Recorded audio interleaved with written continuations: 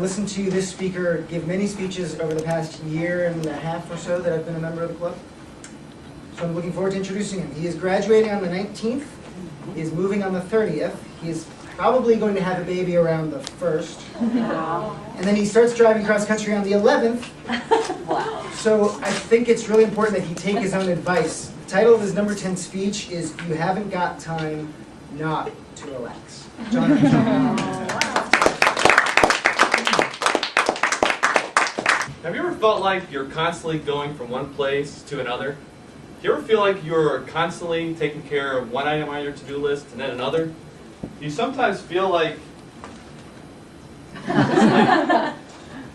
this lady does? If you answered yes to any of the above questions, you are not alone.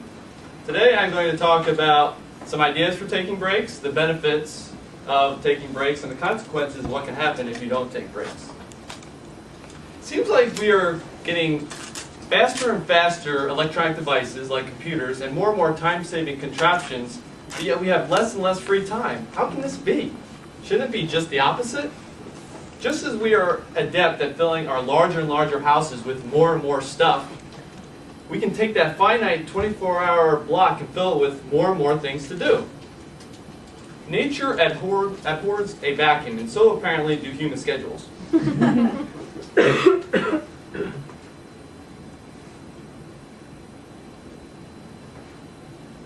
Now, how often do we take that 24-hour time period and try to just schedule breaks?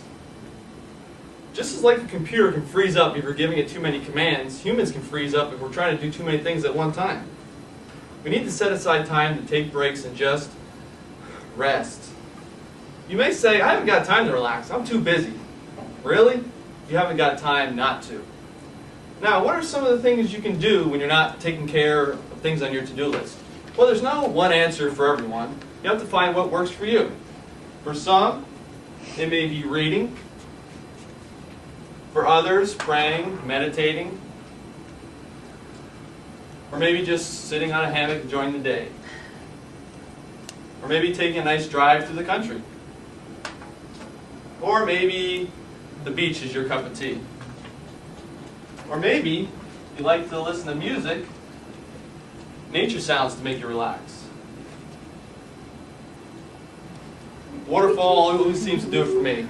Puts me in a nice, peaceful state of mind. Or you can just go outside and take advantage of being able to live in one of the most beautiful places in the world, Monterey County. The key is to find what works for you and then do it. Now, for me, it was very difficult initially to take breaks. I felt like I was wasting time and not being productive. But gradually I learned that taking breaks can actually make you more productive. It's true. If you take breaks, people that take breaks routinely are actually more productive than people that rarely take them. Scientific studies have proven it. Unfortunately, I didn't bring any of those studies with me. Apparently too much break time on my part. On my last job as a supply officer on USS Jarrett down in San Diego, I learned firsthand the importance of being able to take breaks. I had a very busy job on the ship, and approximately half the year we spent out to sea. And those at-sea days were very busy. I was a supply officer in charge of making sure the crew was fed, making sure they were paid on time, making sure they got their mail, making sure the ship's store was open. So I was constantly running around taking care of things. But I knew that if I didn't take breaks from time to time, I wouldn't be as productive as I could be.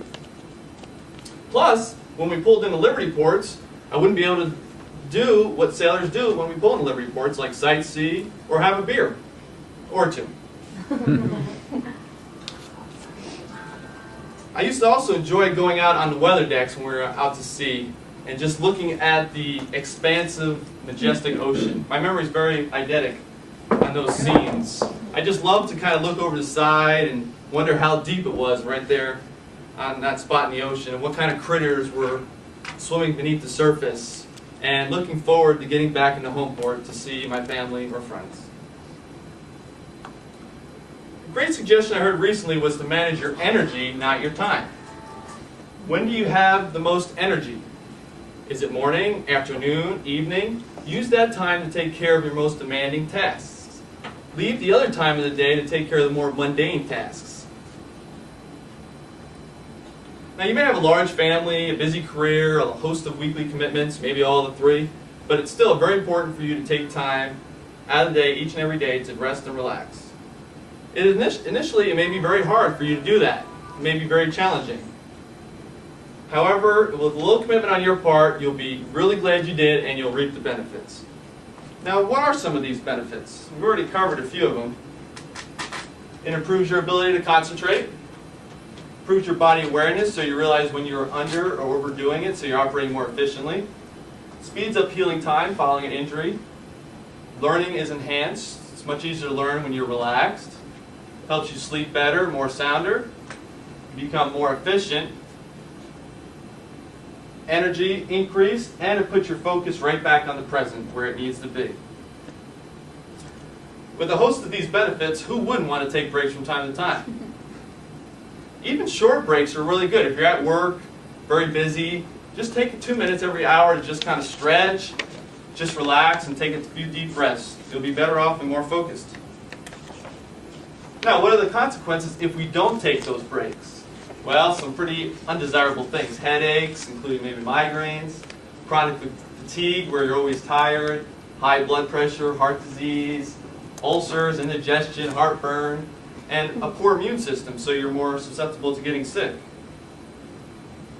And in addition to not only putting your own health at risk, you could also be putting the health and well-being of others at risk. One only needs to think about things like driving a car or operating heavy machinery and the risk you can pose to others if you're not well rested.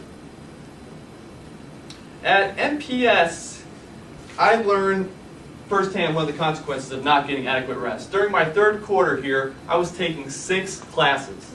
That is the maximum they will allow you to take here.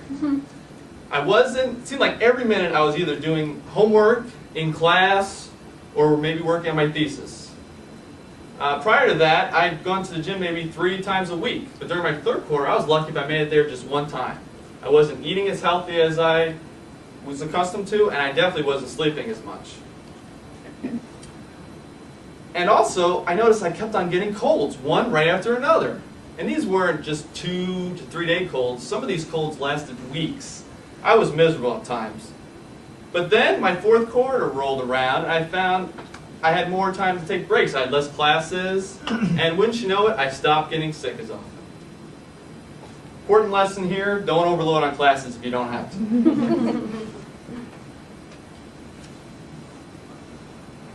Now, what are some warning signs that you may see that you need to take a break?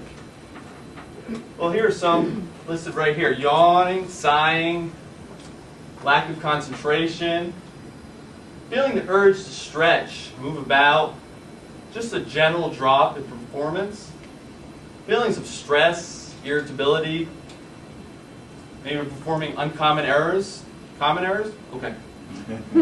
Or just maybe just a general tiredness. Now, considering I was displaying a lot of these signs in my classes here at NPS on a daily basis, must have meant I was in need of a lot of breaks. That, or I just happened to take some very boring classes. I am in the business school.